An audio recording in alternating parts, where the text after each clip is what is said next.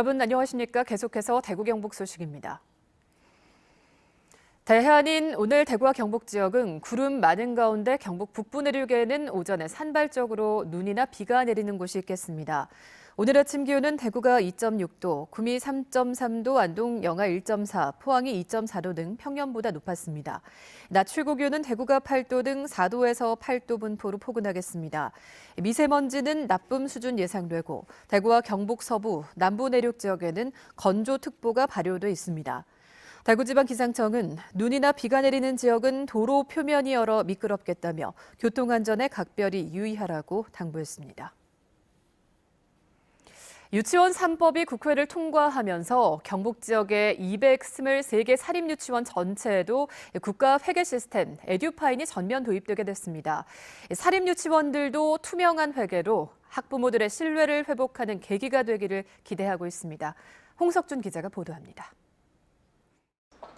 현재 도내에서 에듀파인을 도입한 사립유치원은 27곳, 전체 12%에 불과했지만 최근 국회에서 유치원 3법이 제정돼 오는 3월부턴 223개 사립유치원 전체로 확대됩니다.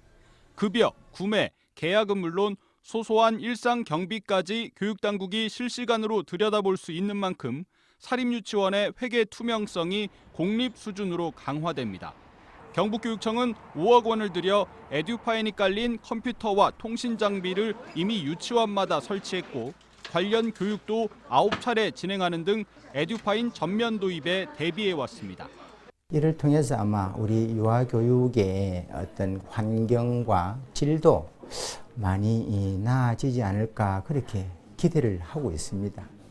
논의 초반에 반발이 컸던 사립유치원 입장도 많이 바뀌었습니다.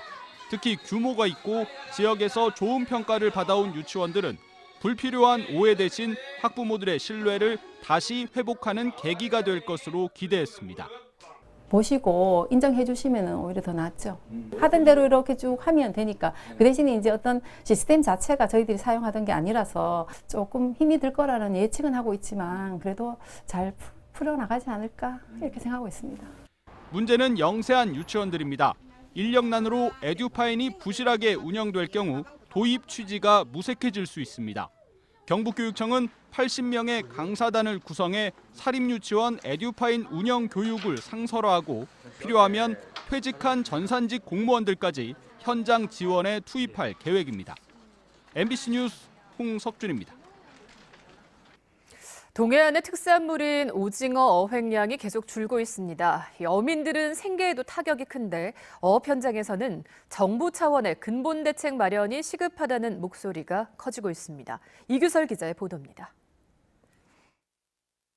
포항의 어업 전진기지인 동빈항입니다. 집어등을 단 오징어 체납기 어선들이 부두에 정박해 있습니다. 오징어가 안 잡혀 출어 경비도 못 건지다 보니 출항을 포기하고 항구에 머물러 있는 겁니다. 어민들은 죽을 지경입니다. 5분에는 좀 안 나겠나 싶어서 기대를 가지고 또 나가봐야 헛방하고 이제 그런 방법으로 지금 금년에는 이렇게 아주 손실만 거듭나고 있지요. 어민들은 내년에는 오징어 때가 돌아오겠지라며 기대를 저버리지 못하고 있지만 통계로 바라본 현실은 더 답답하기만 합니다. 6년 사이에 경북 지역 전체 수산물 어획량은 34% 줄었지만 오징어 어획량은 84%나 감소했습니다. 이렇다 보니 전체 어획량 가운데 오징어가 차지하는 비중 역시 2012년 50%에서 2018년 16%로 급감했습니다. 그런데 경북 동해안에서 오징어를 잡아 생계를 꾸려가는 어선은 381척에 이르고 이 중 167척이 울릉도에 몰려 있습니다. 중국 어선의 남획과 바다 환경 변화로 우리나라는 물론 일본에서도 오징어가 안 잡히는 상황. 이런 상황에선 오징어잡이 배를 확 줄이는 감척 사업이 실질적인 대안이지만 충분한 예산 확보가 풀어야 할 과제입니다. 현 시가는 가성에서 10억이라 하면은 배 한 척에 2억, 3억도 안 줄라 그는 3분의 1 수준 받고 돈을 안 줄라 그러니까 이 감척이 성립이 안 된다 이겁니다. 이 현실에 맞게끔 어떤 그 조치가 돼야 되지 않나 생각이 듭니다. 오징어만 잡을 수 있는 체납기 어선이 문어나 대게, 가자미를 잡을 수 있도록 허가해주고 업종 전환 비용 일부를 지원하는 것도 방법이 될 수 있습니다.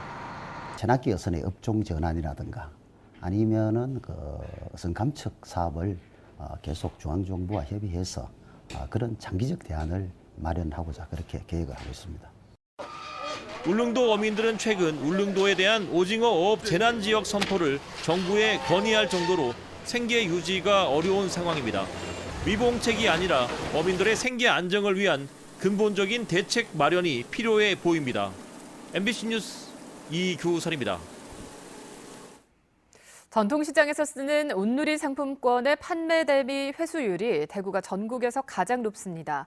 지난해 대구에서는 1,729억 원어치의 온누리 상품권이 판매됐는데 회수율이 125%로 전국에서 가장 높았습니다. 회수율이 100보다 높은 것은 다른 지역에서 받은 온누리 상품권을 대구에서 많이 쓰기 때문입니다. 대구의 1인당 온누리 상품권 구매액은 7만 845원으로 전국 2위입니다. 대구시가 대구 시민의 날인 2월 21일을 알리기 위해서 민간업체와 함께 홍보합니다.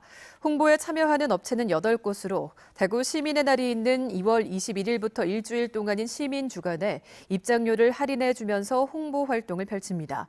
2월 21일은 과거 대구에서 국제보상운동이 일어난 날로 올해부터 대구 시민의 날로 선포됐습니다. 대구 도시철도공사가 도시철도 역사 화장실과 수유실 등에 대한 불법 촬영 예방을 강화합니다. 대구 지역의 시니어 클럽과 노인복지관 등 7개 기관에서 230여 명의 어르신들이 참여하는 불법 촬영 점검단 안심 도우미 사업을 모든 역사로 확대하기로 했습니다. MBC 930 뉴스를 마칩니다. 시청해주신 여러분 고맙습니다.